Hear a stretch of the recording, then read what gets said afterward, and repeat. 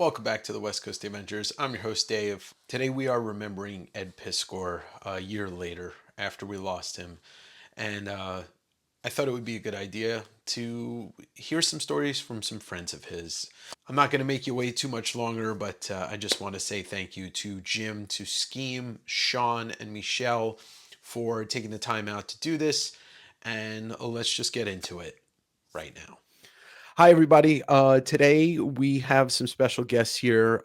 We are joined, or I am joined by my friend Shawn, aka Japan Book Hunter, Jim Mahfood, Michel Fiffe, and DJ Skeme Richards, the Nostalgia King. And because this episode's coming out on the 1 year anniversary of the loss of Ed Piskor, your friend, our community leader, a brother, a son, and just a great person. I wanted to have his friends on to talk about, just tell some stories, have some laughs, and keep the great word of Ed alive. All the good things that he did and all of the things that we still kind of practice today. So for me, I never got to meet Ed, but we did talk a lot, and I bought some art from him. And he apparently watched my channel, which blows my mind because this channel doesn't exist without the existence of Cartoonist Kayfabe. But yeah, I think we should just kind of start out, maybe go around, and maybe your first meetings with Ed, or like the first time you hung out with Ed, because you guys, we're crossing continents and multiple time zones right now, and you've all spent time with him in several time zones. Whoever wants to start, yeah. Clockwise. Who knew Ed the longest? I guess I didn't know Ed the longest. Yeah, no, why not? Yeah, I didn't know Ed the longest, but every time he came to Japan for the last 4 years, we got to hang out, and he would stay a while, and we would do lots of book hunting together. And of course, if it wasn't for Ed, he introduced me to so many other people, comic book artists stateside, as well as people here, and then people that would come with him. And we have the whole, the whole Japan crew that comes out every fall and stuff. And hopefully you guys will be out again the fall of this year, 2025, for another manga quest. But the yearly manga quests with Ed were always epic. Always had a blast. How'd you get introduced to him? Well, of course, I watched Cartoonist Kayfabe, texted him, DM back and forth with him a couple times. And then he started seeing what I was doing, and Ed really got into manga over the last, 4 years or so. Like he really was getting away from American comic books and really deep into manga. And so he would hit me up with questions about manga. Since I'm the manga dude, and I would hit him up with questions about stuff going on stateside, because I had no idea what's going on in America or anywhere else outside of Japan. And that's how our relationship started out. And then when he came over to Japan, one time, the first time that he started doing the manga quests, I think the very first time he came out, I think that we just briefly met. And then from the second time that he came out, we started hanging out hard. And then from that second time as well, he introduced me to, Jeff Darrow, Okazaki, some other people out here. And then it just kind of, and of course, Brian Moss, old Mossy, was out here. And then we got a little community going, and that was the beginning of great things. Yeah. Mahfood, Jim? Yeah. I mean, I met Ed and Jim when they were starting their comics careers. So I think Ed was working on WYSIWYG at the time. And I vividly remember having a dinner with him at Heroes Con. My buddy Scott Morse was there, and he was asking us lots of questions about the industry. And then in 2010 or 2011, we all held our own Comic Con outside of San Diego Comic Con called Trickster. It was the year that all the artists rebelled against Comic Con and said, like, fuck you guys, we're just going to have our own show across the street. And Ed was around for all of that. And that's when we actually got to really spend time together. And at night, the Trickster venue was a bar and a restaurant. And we were doing like figure drawing classes. Mike Allred's band perform. They set up a DJ rig. All of us were playing records and stuff. So that became the nighttime hangout spot as opposed to the Hyatt bar. So at night, I also remember hanging out with Ed and just, spending time with him. And, the conversations were always comics and music, of course. So that was always our bonding link that we had together. And through the years, even if we wouldn't talk often or see each other, we would always just pick up right where we had left off, so with music, comics, Jack Kirby, Ninja Turtles, Mirage era, and the funniest thing that ever happened that I made him laugh so hard was, I'll just tell the short version of this. When I lived in LA, I had a meeting with Russell Simmons. He had just moved to LA to start Def Pictures. And so I had this new agent at William Morris and was like, you want to go to Russell Simmons' house and pitch him Girl Scouts? I was like, sure. This is the weirdest thing ever. Sure. I walk in the house and there's like a Keith Haring Warhol collab, and it's an original painting. Oh. And I thought it was a print. So I say to his assistant, I'm like, oh, is that Warhol Keith Haring print? And from the other room, I hear Russell yell at me. And he's like, that ain't no print, N-word. That's an original painting, motherfucker.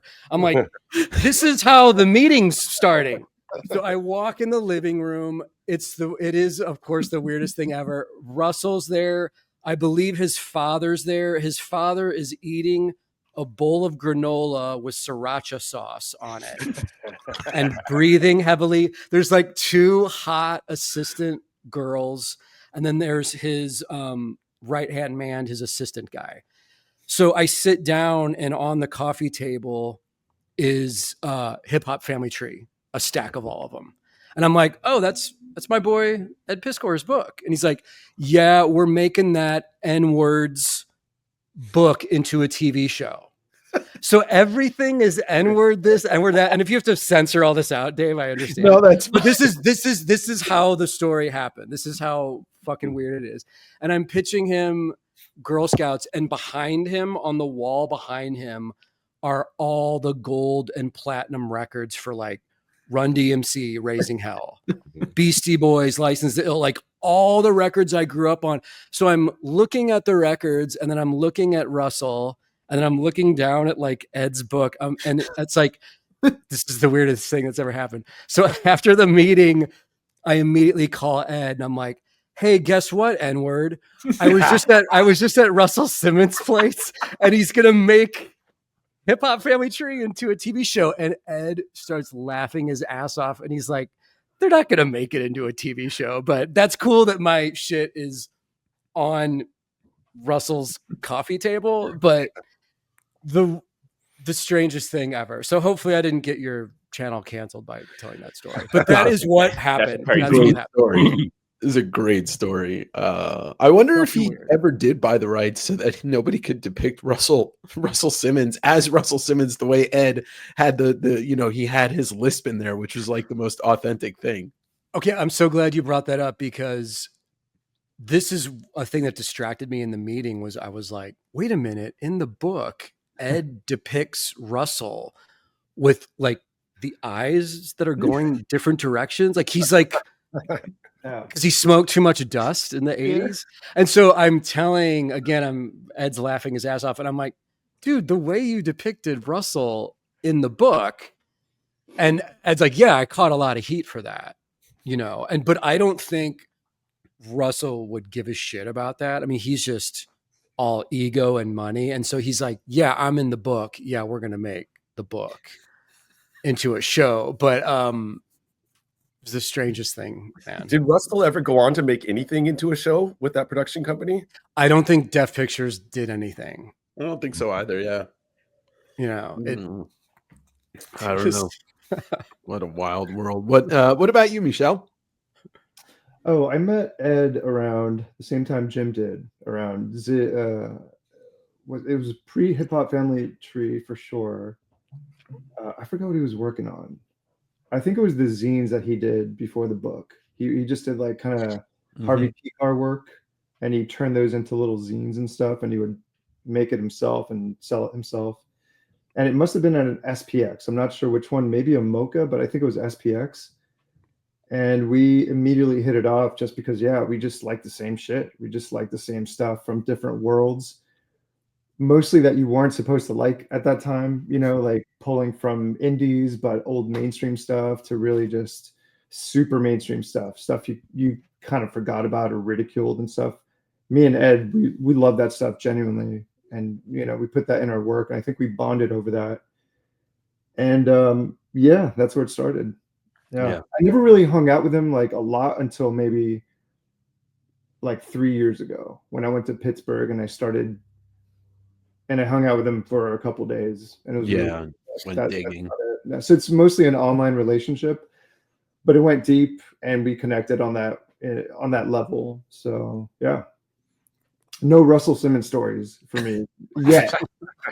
Well, I also think, and before we get to you, Scheme, I do think that there is, you know, like when it comes to people that work from home, you know, you're at the drawing table and all that, like those strong online relationships with other cartoonists really, it's like being there. I mean, I talked to all, you know, Zdarsky and Matt Fraction met on some message board and they go on to do a comic together and be friends. So, you know, I think for people like, you know, like I said, like cartoonists or people that just generally work at home, it can be a tight bond because you sit and you're on the phone or you're, you know, you're messaging all day. Yeah, or conventions. I mean, that's And when I that saw too. it the most. Mhm. You know, when he was traveling or I was going to another city for a show, let it Mhm. SPX or something. So yeah, those rare moments are special to me, but I'm glad I have them. Yeah. You know, so yeah. And Scheme Son, you know, you and Ed go far back and traveled to a bunch of different places together. But what, you know, what was the first time you met him, or you know, the first time you guys hung out? So around 2013 or so, I'm from Philly. He's from Pittsburgh. I know all of the DJ guys out in Pittsburgh. He's friends with those guys. So he was kind of like a lot of people were like, hey, you should meet my buddy Ed. Ed's in the hip hop. He's in the comics. And I know you're in the hip hop, you're in the comics. So that was like the first thing. And I had gone to Pittsburgh a couple times to do parties, but we never met. So fast forward a year later, 2015, we're in Seoul, Korea together. And of all places, right? We're in Seoul, Korea. There's a big breakdance event called R16. The guys who run this are big collectors of like Supreme and Stussy and all this like crazy like streetwear stuff. So I go every year, and they brought Ed out, and they were like, "Hey, I'm bringing this guy Ed because you guys need to meet. Like you've never met. He's the guy. You're the guy." So we're in Korea together, meeting for the first time. Same state, even though Pennsylvania is like a large state, but we're meeting in Seoul, Korea. And, we hit it off instantly. Hip hop, music, the Pennsylvania Connect, Public Enemy, we hit it off instantly. So this whole time I'm like, what are you doing? You need to come to Philly, jump on Amtrak, come to Philly, hang out with me. He's like, all right, we'll make that happen. So before we leave, I'm like, you know what? You need to go to Japan. Which wasn't on his radar. Yeah. Like Japan wasn't on his radar. And I was like, dude, like, because I saw how much he loved like Korean barbecue and being in Korea. I was like, if you love Korea, you're going to just lose your mind with Japan. And I was like, you need to go to Japan. And he was like, you talked me into it. So for like the next year, we would talk like on a regular basis. And he would basically be like, hey, when we should go to Japan at the same exact time and just film us digging for records, digging for toys, digging for a bunch of stuff. And I was like, I'll lead the way. And he, Ed's when he's got it, he's on it. He's just like, let's make it happen. Let's go. So the year we were going to do it, COVID hit. And we were already scheduled. We had the trip planned out. We were ready to go. COVID hit. So we never went. And I remember us being so bummed out that it didn't happen. And then when the country finally opened up, he was like, I got a ticket. I'm going. And I was like, I can't go that soon. I'm like, I got to plan, DJ gigs. I got to plan things out. But he was like, I'm on it. I'm going. And I was like, okay, cool. I was like, here, make sure you do this. You got to go to Mandarake. You got to go to the certain spots. And then I guess that was the connection to Shawn. Yeah. Yeah. That was the instantly, you know, he goes and he connects with you. So that, I mean, that was great. Because I think that he did Comic-Con that year, right? Did he do Tokyo Comic-Con that year, I think? Yeah. I didn't table. I just went and to hang out with, because he was there, and Jeff was there that year together. They both had, well, at the beginning they had separate tables, but there was only, it wasn't like it is now. There was only 5 tables of comic book artists that weren't, you know, DC or Marvel. And I knew 3 of the tables, no 4 of the tables. Yeah, so by the second day, it was just Jeff and Ed at one table. They just merged, formed like Voltron, and just sat there drawing all day. And I just sat, and it was, and again, like talking about tabling, yeah, just sitting there for hours. Because I mean, you walk around for an hour and you're kind of done with it. So we just sat there for a few hours, you know, eating chicken wraps and talking comics, you know. Yeah. But yeah, that was the Comic-Con year. Yeah, so like it like I still think about that and think of how much that was a missed opportunity for us to be there at the same time and to like capture all this footage of just us being all over the place, going to parties, digging. Like I think about that often, you know, and it's just like, man, that was the moment where it was like, man, that footage would have been gold of his first time, you know, and experiencing it. So yeah, it sucks, but I'm happy we wound up finally being able to do it, and then, you know, creating the Manga Quest thing, you know, like that, and then meeting Shawn, like, you know, their channel was amazing. That was the connector of everyone, you know, but then with Shawn, that was really the connector of everyone right after that, because Shawn was like, oh yeah, you know, this guy, hey, this guy, and then, you know, it became the community, you know, it became a really beautiful, amazing community. And, you know, we're here celebrating it today. Yeah. And I mean, shit, I wouldn't, you know, with the exception of Michel, everybody on this broadcast right now I know now because of being introduced, not, you know, directly, but by Ed, and then reaching out and, you know, all that stuff, and going to Japan. I wouldn't have gone last year if it wasn't for, like, I've never had somebody influence me the way that Ed did, in the purest form. Like, there is no influencer. It is just the actual word influence. Yes. You know, and he just, you know, he loved the medium so much, but also loved, I find myself as the same type of person with my friends. I like bringing people together under the banner of doing this cool thing that I'm, you know, whether it's going to see some weird fucking movie or going to see, you know, a band. And that's what I saw in Ed. And I think you guys are all kind of attesting to that with this, you know, with the stories.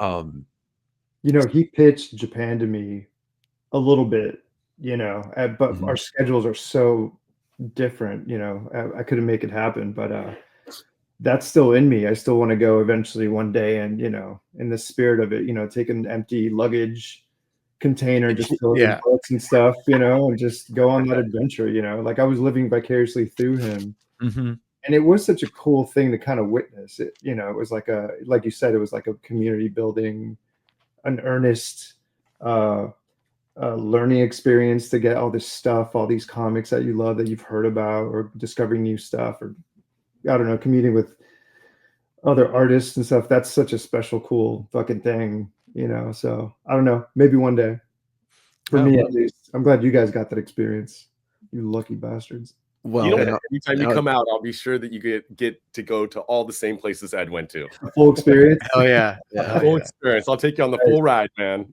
You know what's wild? What's really wild is, like, as I've gotten older, I'm realizing, like, you have to spend more time with people, especially the people that you really value and love. And, like, that's why it's now, whenever I go to Japan to do parties, it's like, who do I call? I call Shawn up. Hey, I'm in town. You know, because it's like, I feel like you have to spend as much time with those people that you care about that you can. You know, and Japan has always been like, I've been going to Japan since 2007, like 2, 3, 4 times a year. And, like, there isn't a time that I don't go there now that I'm like, Ed should be here. You know, or when we go to Mandarake, it's like, we got to go to Ed's favorite sushi spot. Yeah. You know, So yeah. Yeah, I think me and Mossy went there like 6 times. Oh, damn. Damn. Well, I think I clocked at least 9 trips to Nakano Broadway, Mandarake, and like a bunch of those were by myself. But then, yeah, meeting up with you know, with Mossy and Rachel. But yeah, it's you know, I never knew I would love Japan as much as I did, and then, you know, obviously going back, and you know, I won't stop until the country stops me. Um, but I never had the experience of digging with Ed, but I know all of you have in, you know, some multiple spots. And any stories to share, you know, with a digging Ed experience? You know, I love going comic digging with friends, but you know, I know you guys all got to do it in one way or another in some place. Well, for me, like I'm always like the bad influence when it comes to digging. I know what you're gonna say. I'm always the bad influence. Like, you know, there's one angel on the one side, one devil on the one side. But I always made, even though I didn't have to, but I made Ed and Mossy spend money.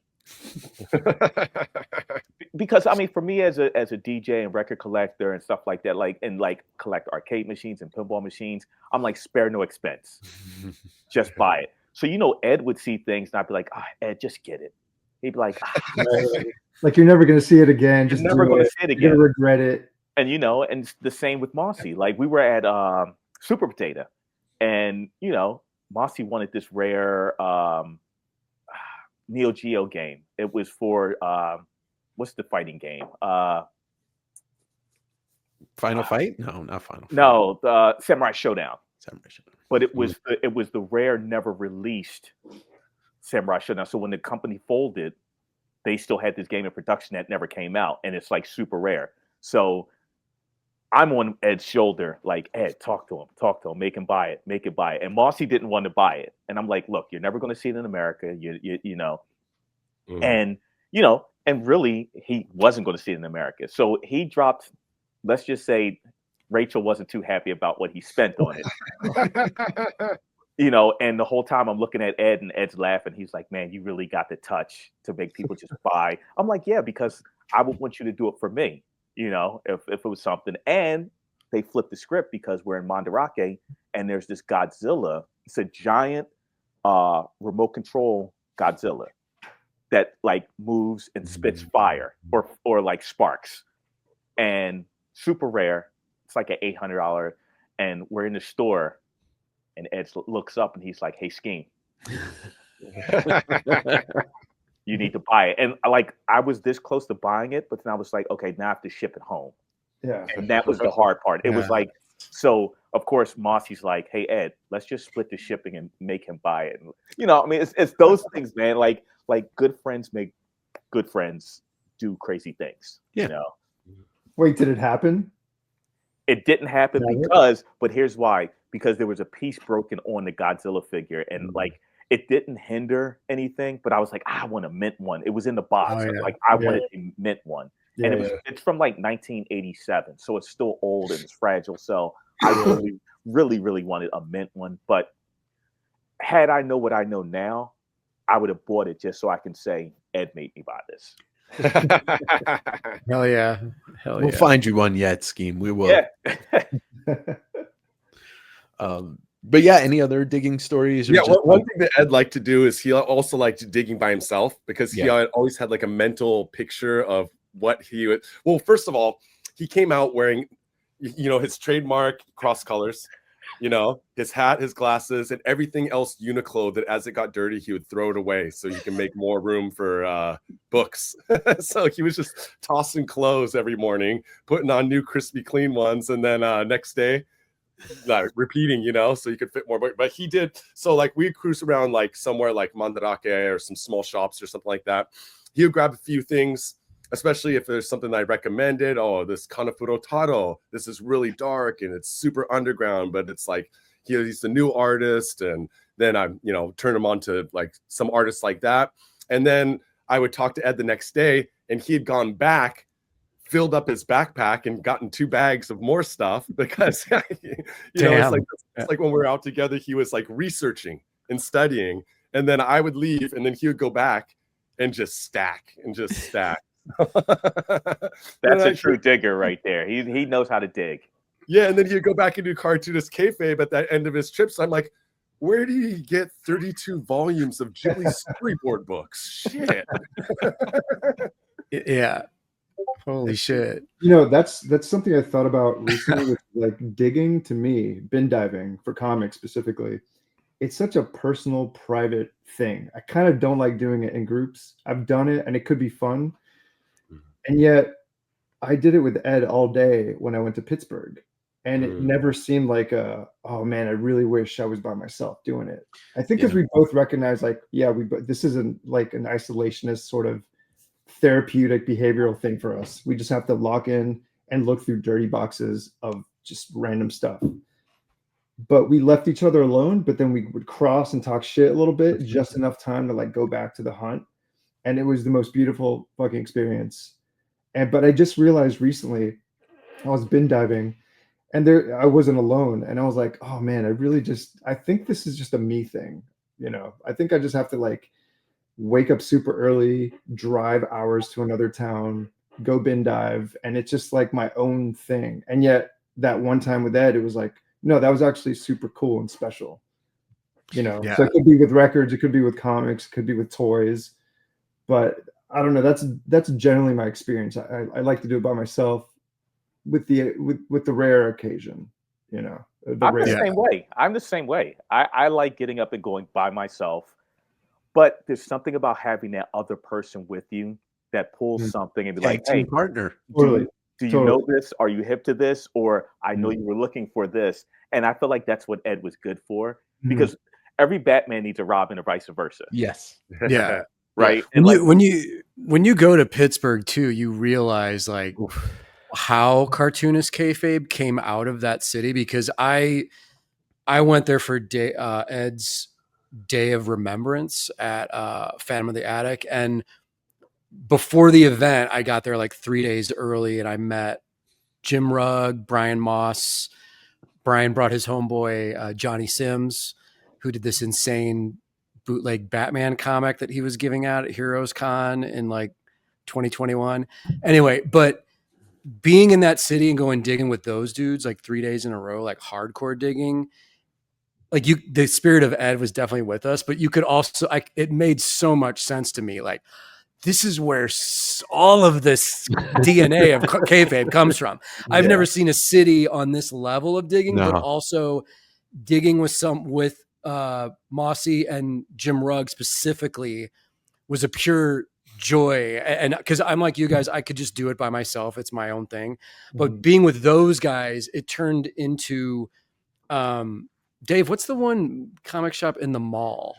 New Dimension. New Dimension. Yeah. So they have that back room that's like the size of a small warehouse that's just dollar bins. So we were just hanging out in there. We're digging, but at the same time, people are just taking breaks and leaning on a box of comics and just kind of like, remember this era of like Fish Police or whatever it is, and that is then a half an hour conversation with just me and Jim and Mossy. For a while, Johnny sat in the corner and took a nap. Like, that's how long we were there. It's like, oh, the youngest kid's got to take a nap. He's a new blood at this. Like, the old grizzled veterans know what to do, you know. But I hadn't had an opportunity to dig in that city before, and it really explained a lot to me about like Ed and kayfabe. Yeah. You know, I did those 4 or 5 days before Eddie Pecan with Jim. And neither of us were wavered at any point. And me and Shawn in Japan, neither of us wavered at any point. It's just because Shawn's got a family where he actually has to go somewhere. And I'm just like, no, I want more. Well, that, and also I can only carry about 40, 50, maybe 60 books at a time, you know. There's always a limit. You saw me stacking, brother. That's the thing about Japan. Like, you have to have incredible endurance in the crook of your hands for when these bags start digging into your flesh, because it's not like you can, put together a short box and just walk around with it. It's just bags of books. But I agree with you, Jim, about Pittsburgh and understanding it now after spending, multiple days in a row just for 10 hours a day from open to close, whatever stores were open, I would go until the sun went down. Yeah, man.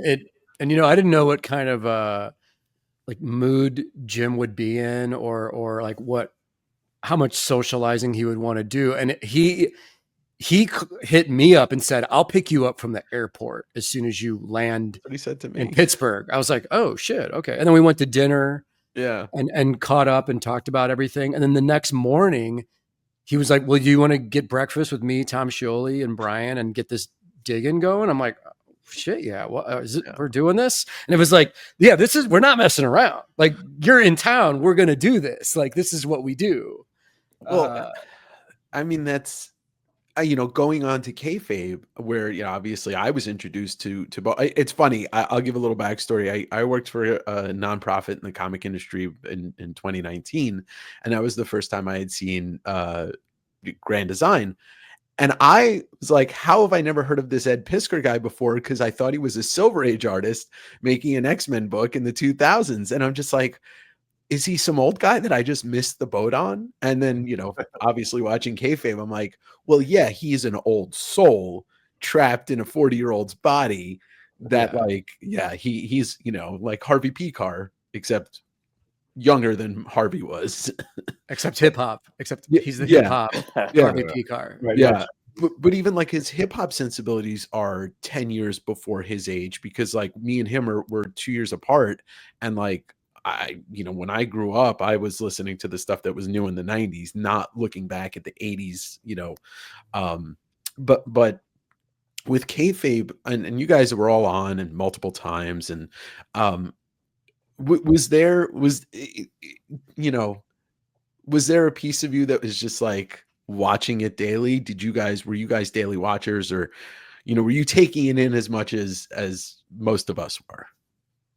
I'd say for me, yeah, I was a daily watcher, because it was always something new and something that I remember that they would touch on. Because I mean, I started collecting comics in the 70s, so they would touch on certain things, and I'd be like, "Oh man, I forgot about that." Or I mean, it brought me back to certain things that I just totally forgot, because they would cover so many things. So I was like a daily watcher, and it would be, if I'm like doing a mix down on a project I'm working on, that would be on in the background, instead of like a kung fu movie or something, they would be on, So yeah, I was definitely a daily watcher.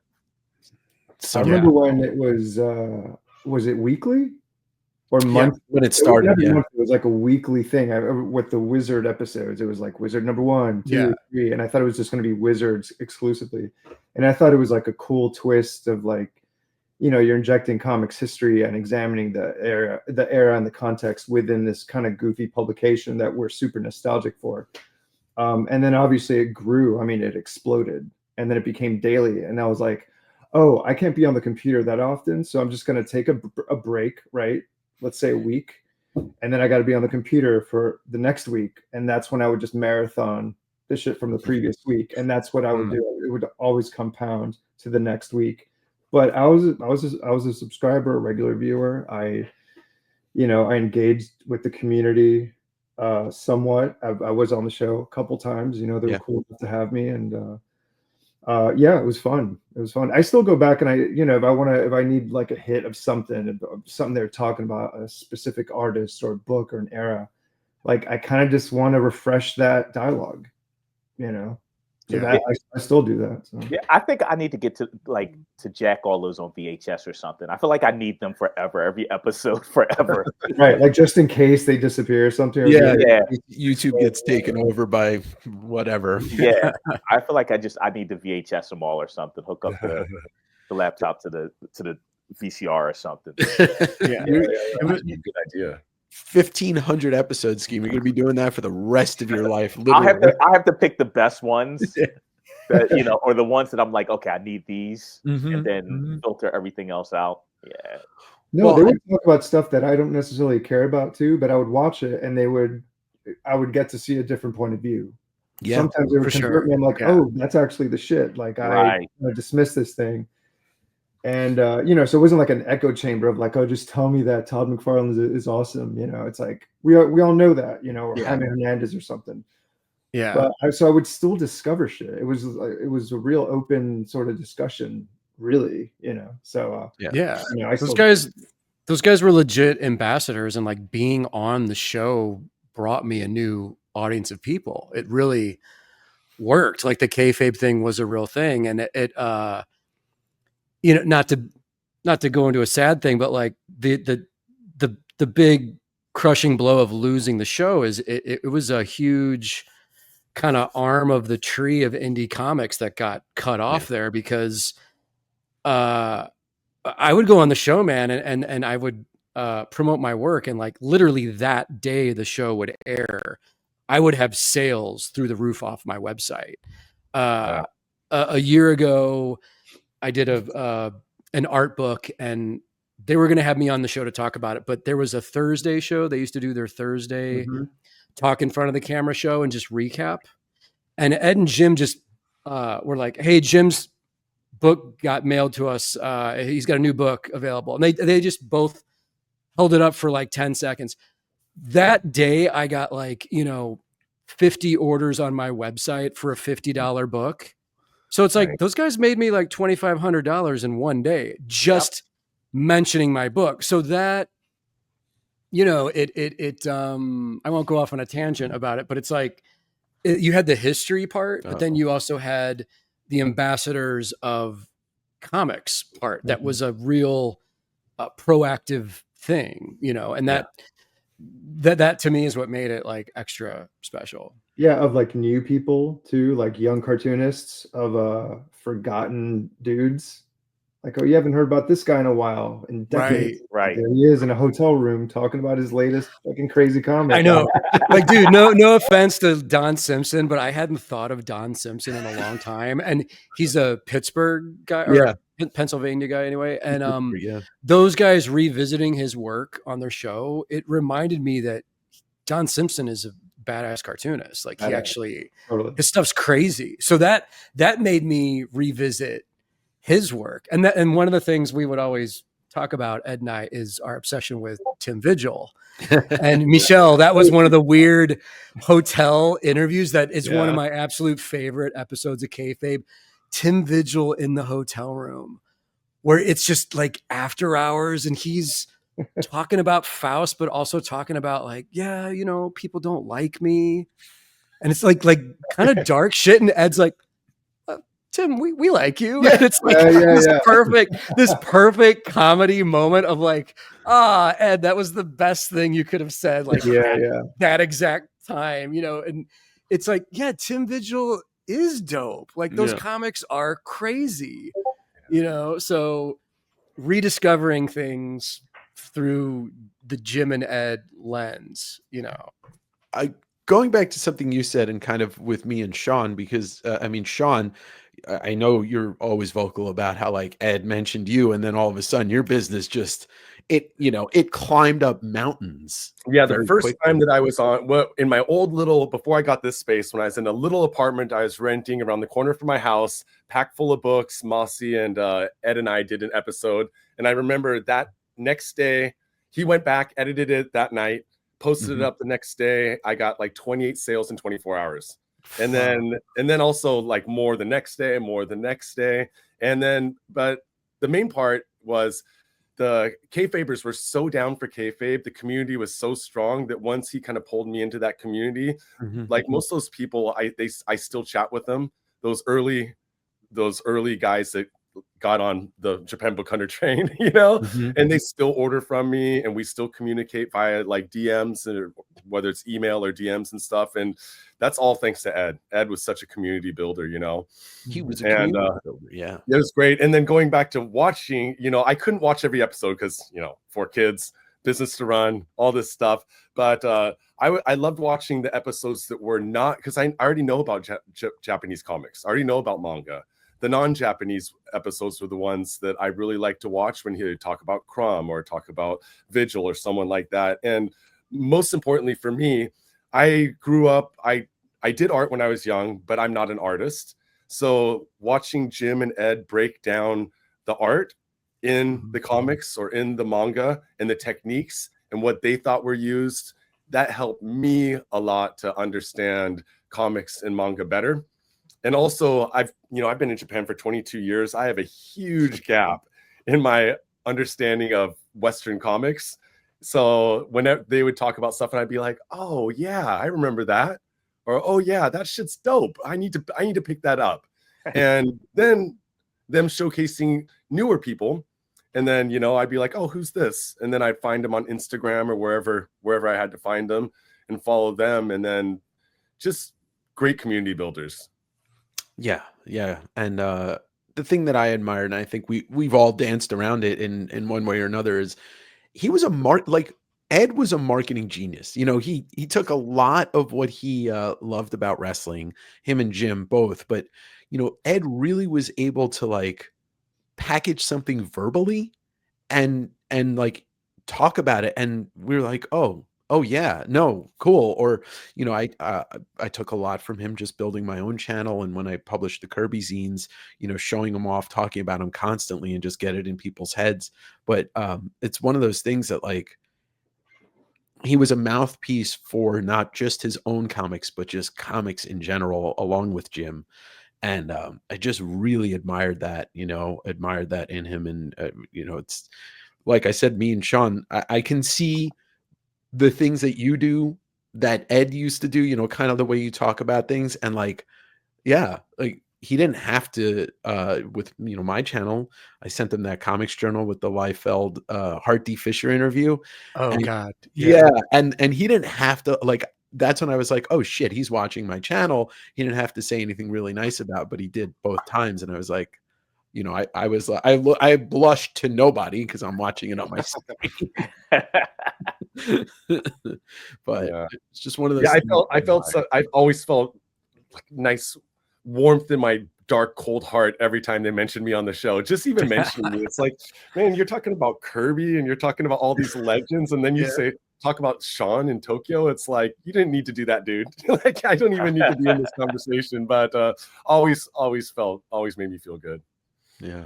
Yeah, and like with you, Skeme, like all the the wrap ups of the the Manga Quest, and just like you guys watching the two of you nerd out with Mossy, it's like it's just like kind of stepping outside my own friendships and being like, yeah, I have those people that I can, it's not bragging, it's like sharing the love of these things that we all found in the wild, Right. It's just it made me feel like you got like echoing what everybody said. It's a community. Yeah. And, Yeah. And And I feel like not everyone is built for that, to make a community. Like, so many people are kind of like, they hold the knowledge. They're selfish with the knowledge. And rightly so. Like, you don't want everybody digging up on everything that you dig on. You want to buy it all up first before you tell everybody else about it. Right. But Ed was so like, okay, I got my copies. There's 10 other copies out in the world. Let me tell people about them. We don't have that. I feel like there will never be that again, what he put out there, as far as bringing the world together, because he connected time zones, states, right here, countries. He connected, and it was just like, it's amazing, So yeah, you're right. It's. I think that's, if I could just say, that's super important too, because for some people, like, you would think someone like me would be like, I mean, I know a lot of manga artists. I know a lot of artists here in Japan, but in my immediate circle of family and friends, there's no one interested in this shit. I have no collective. When I go out with my friends, we go out and have dinner and drinks together, maybe watch a movie together or something, like, I don't have any manga collecting friends here. So like the online community and, the kind of community that the Kayfabe brought to people like me, there's a bunch of other me's out there too. They might live in a small town somewhere, or they might live, they might just not have friends with similar interests. And Kayfabe was their community, brought them joy. 100%. I mean, I looked forward to every morning and every Thursday at the King Kayfaber stream, and most of those people I know personally, and a lot of them are at. I mean, doing this before the first, but a lot of them are at IC3 this weekend in Connecticut, and it's just, like who knows if that con exists the way it does this weekend if it Right. wasn't for what Jim and Ed did on the channel and brought people together, especially in a time where, you know, we didn't know what was going to happen the next day, or, you know, with COVID and all that stuff, because basically it, you know, it blew up in the beginning of in 2020, the channel, Right. you know. Anything that, like, any other stories you want to share, like any advice that you ever took from Ed, or, you know, just anything, literally, I mean, a story of, you know, a funny moment, you know, in Japan or something like that, just anything, you know, that's what we're here to do. You know, I Yeah, just, he always made me laugh. yeah, the one thing I remember that was like, oh shit, was our girlfriends, we were all having dinner, and me and Ed could not stop talking about comics, right? And it just, usually when you're out with people, not civilians, because you know, our girlfriends know the drill, right? They know we're going to talk about comics, but I mean, it was hardcore. It was like nerding out shit, and you usually don't do that. You reserve that for like when you're just by yourself. But the fact that, oh, the gates are open, it's fine. It, like, we're here tonight, we're going all in, and I just thought that was so special and weird.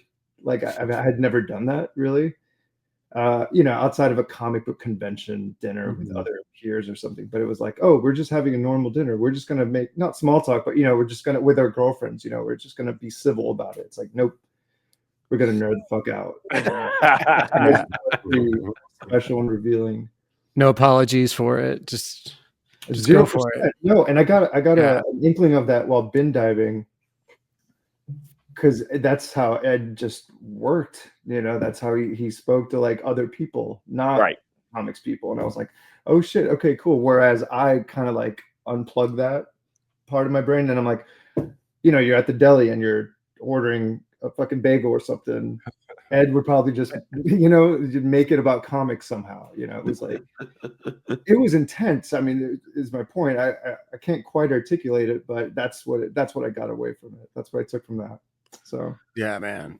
Yeah, we had a fantastic day in LA in like 2017. I was working on my Girl Scouts Magic Socks comic book series for Image, and Ed was in town, I think for some meetings or something, but I wound up meeting him at Meltdown Comics when it was still open. So we did some comics digging, walked down the street, and there was this incredible secret Chinese restaurant in my neighborhood called Hunan Cafe that only people in the neighborhood in the know knew about it.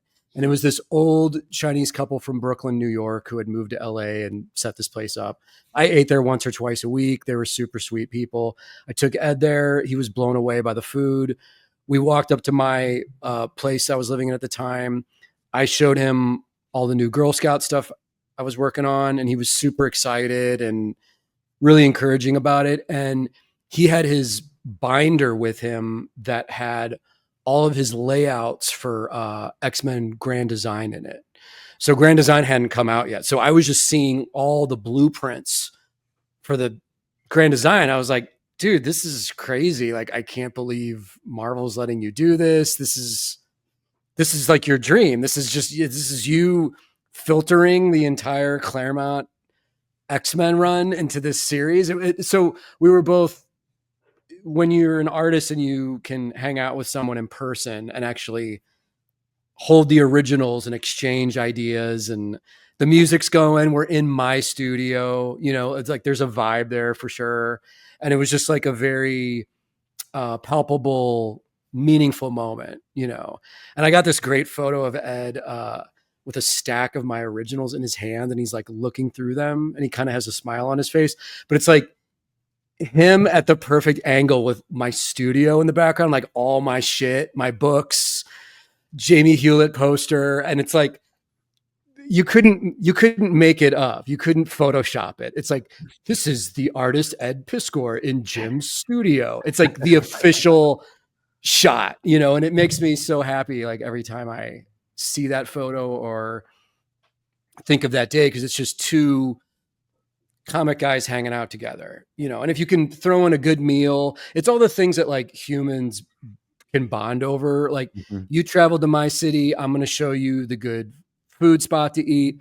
We're going to kick it at my place. I'm going to show you what I'm working on. Holy shit, I didn't know you had this secret binder with you in your backpack. You know, it's like those are, because we spend a lot of our time alone. So when you travel and you can actually connect with your homies, you know, it's like what Skeme was saying earlier. Like, most of my time now when I'm at home, I'm in studio working, and most of my social time now is when I travel. So I choose who I'm spending my time with. I choose how long I'm staying in each city or what country I'm going in. And I make those experiences as meaningful as I can, because after that experience, I go home and I might be alone for like 2 weeks, but the inspiration of that experience is going into my studio time. And it doesn't feel lonely to be alone. It feels empowering. It's like, no, dude, this is studio time now. I'm going to get busy. I got the music on, I got my movies, whatever I need, but this is the time to get busy. And that's a thing I would always talk to Ed about on the phone, is like, I ask him, are you doing this? Are you going to go to this show? And he's like, no, man, no, it's studio time. You know, I would always ask him to do a variant cover for me for Girl Scouts or whatever. He's like, dude, I love you. Can't do it. Got working on my own stuff, you know? And it's just, I get it. I would never be mad. You can never be upset or offended. It's like, no, I get it. You got to do your shit, man. Like, that's what it's about. That's why I was impressed with work ethic. Yeah. It's work ethic, but I'm impressed with, you know, the last time I played in Pittsburgh at a party called Titletown, which Ed knew the resident DJs, and I hung out with Ed at his studio for a little while, and I was like, all right, I got to go back and pack records and get set. And he's like, oh, maybe I'll come out tonight. I don't know. I got a lot of work to do.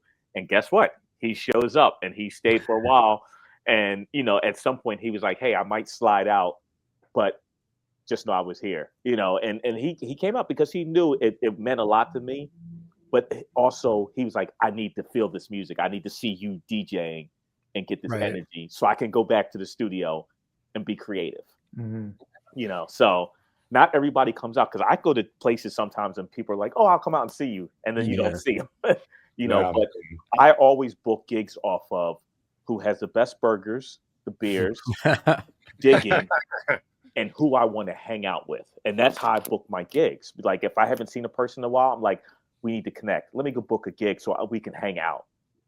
You know? That's great. That's great.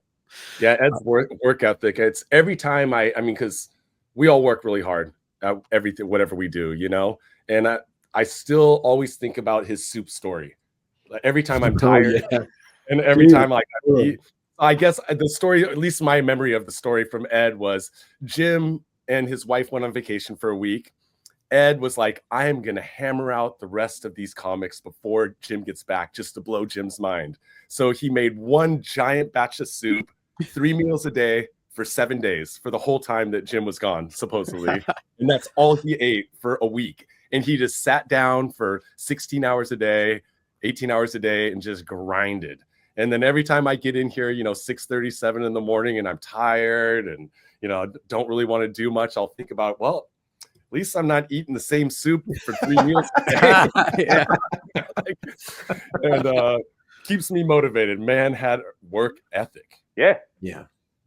It's something that I admired, you know, because he ran his own show, like everything. But when I say show, it's all of it. It's the comics, it's kayfabe, you know, and him, and you know, and they were always good about, you know, when they started the Patreon every Thursday morning, and, you know, we'd crack jokes back and forth in the chat, and sometimes, you know, sometimes they'd look and be like, yep, they got their own thing going on right now. And, you know, but it just, it was wild to see the work ethic that he had. And I go back and I watch you know, Michel was saying, I go back and watch the drawing streams, you know, when he used to live stream inking for 3 hours, and like, he's just so dedicated to it, but he's also got his mind on all of the other things that he wants to do or accomplish and all that. And I just like, I you know, I can vibe with that big time, because I'm like that too. I'm doing one thing and thinking about the other 10 things that I need to do after it,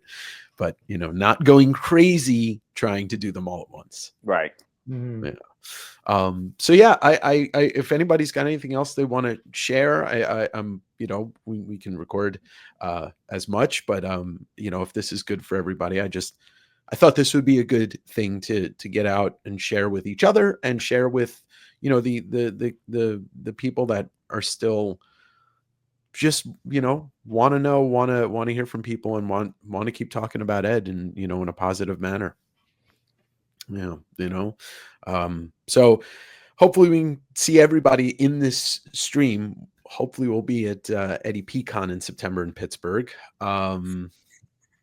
You know, That's the plan. Yeah, that's the plan. Yeah, and if I got to bribe Shawn with like, be like, yeah, you can stay at my Airbnb. I'll make it happen. Well, Dave, that will turn into a digging Oh expedition. I'm assuming in Pittsburgh, even if it's a couple days before the show or a couple days after. Like, I'm assuming there'll be some planning, and Yes, you're not going to get all these guys together and not go. Oh no, we're gonna Right. hit the long boxes, the stacks. Yeah. We're gonna find some manga in Pittsburgh for Shawn to bring back. Nice. Yeah. And I feel like in the Eddie P spirit, I feel like that I should ask you guys if you have anything that you would like to talk about promotion, like your books coming out, or your, you know, like he was a promotion machine, and it would be doing him a tribute to let his friends promote whatever they'd like to, if they would like to.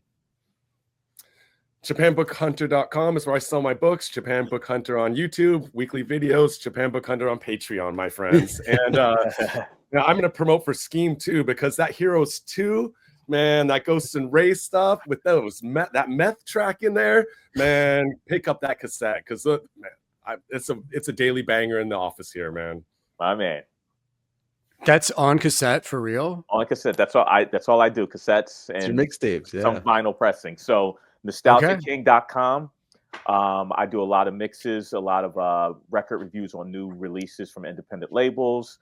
You know, I actually have an Ed Piskor interview that we did years ago that I interviewed him on there. I have some Digging Paper Gold, you know, snapshots from when, you know, we were all hanging out with Shawn. But yeah, I got a lot of projects. I do a monthly cassette tape every month that I do limited edition, the 50 copies I dub from the house, different genres. The last one was okay. And he's got I had to get a tape to cassette to MP3 converter just so that I could hear his Skeme's stuff while I'm skating on my iPhone. There you go. So yeah, so the last one, Heroes 2, which was part 2 to the Ray and Ghost from Wu-Tang Clan project, and I just took like obscure Ray and Ghost songs and just made a crazy mix that would just complement any kung fu movie. So amazing. Sweet. Yeah. Damn, man. Okay, I still have a stereo with a working tape cassette. I got you. I'll get you a package. Dude. I'll get you a package. Okay, we'll trade, man. Because I've got new stuff. I guess I'll plug as well. I have new books, Savage Street Vigilante, Ballpoint Slayer art book available on my website, jimmahfood.com, and Ink Pulp live on YouTube. You guys check out the show. We live stream, we draw. I hang out with Shawn Crystal. Great community there, and always having fun. And Nice. Michel? I'm here to promote peace and love, man. As always. Hey, yeah. As always. But I also do the comic Copra, which is coming to an end. Image Comics is putting out the Death of Copra miniseries. So that the latest issue just came out like 2 days ago. Yep. One more issue to go. So I'm pretty excited to wrap up this 12-year project. It's, 49, 50 issues. So I'm excited. So Dude, that's huge. Congrats on that, man. Yeah. I've got my comic shop holding the new issue for me. I'm going this weekend. Hey, you know what helped? No bullshit is a soup.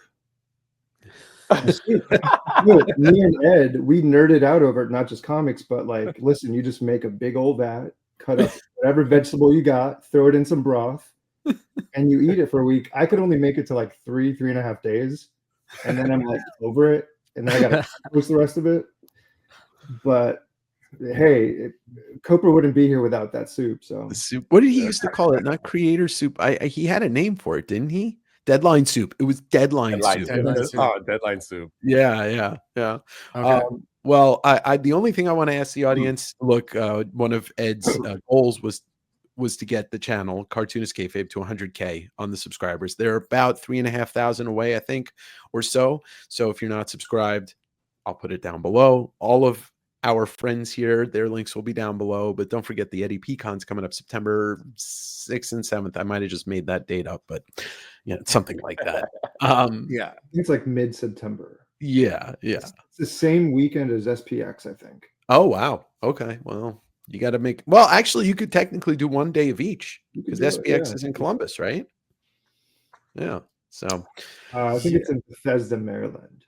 oh, Yes. Yeah. What was that? I was thinking of CXC. I'm sorry. CXC is like, I think, right after it, I think. Okay. Yeah, because that end of September's a tight month for convention, so well, but yeah, I'll be there. Hopefully I'll see all you guys there. yes, For sure. yes, and we'll go Well, digging. Shawn, We'll have fingers fun. crossed. Yeah, we'll raise a glass of Aquafina to Ed, or a bottle of Hell yeah. Aquafina. But yeah, thank you guys for doing this. I know it's like it's 7 a.m. Japan, and it's 6 at night in the East Coast, and Jim's in one of those time zones in between that I don't know what time it is there. Yeah. But Dave, thank you for hosting this. Thank you for Yes, putting it together. there'll always be a home for talking about Ed and kayfabe and all that stuff here.